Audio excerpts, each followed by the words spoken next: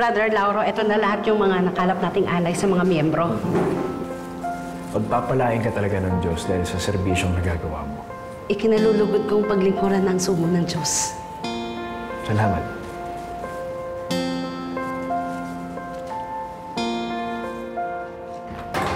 Brother Lauro! Gusto ko po kayong makausap.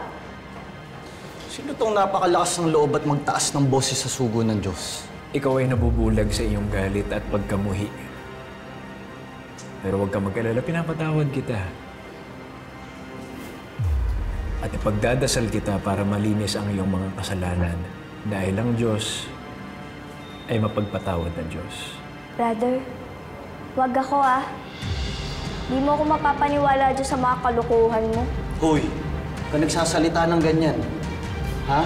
Ako at kami mismo ay napagaling ni brother. Bahala kayo kung gusto nyo magpauto dito sa lalaking to.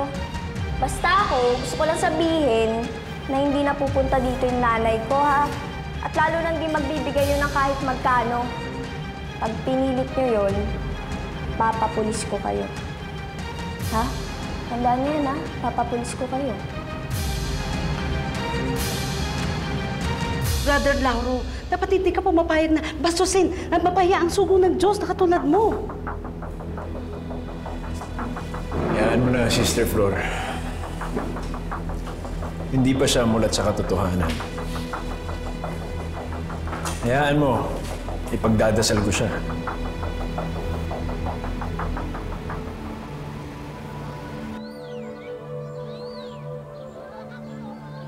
Biniyayaan ka ng Panginoon ng napakagandang anak. Bakit hindi mo siya dalhin sa ating mga pagtitipon para siya ay maging kaagib natin?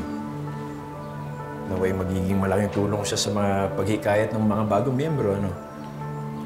Lalo na't matapang na babae siya. Dala mo sila na inumin, ha? Brother Lauro, pasensya na ho kayo na sumugod yung anak ko sa inyo. Mapusok ho talaga yun. Marami kasing pinagdaanan, tapos hiniwalayan pa ng kanyang nobyo, kaya may bigat sa kanyang puso.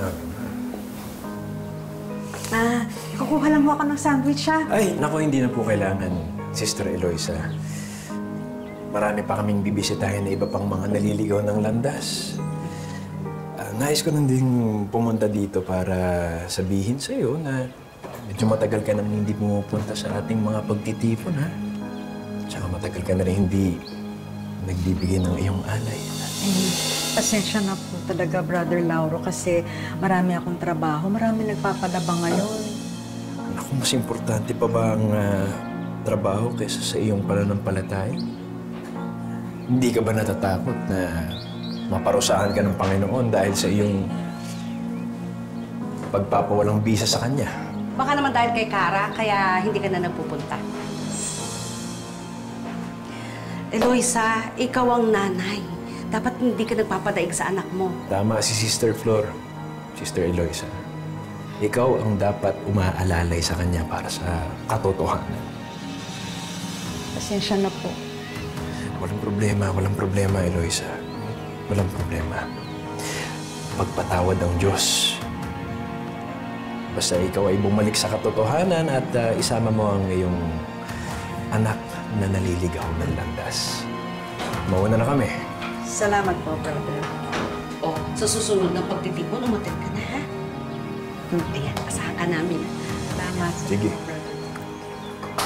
Ingat kayo. Salamat.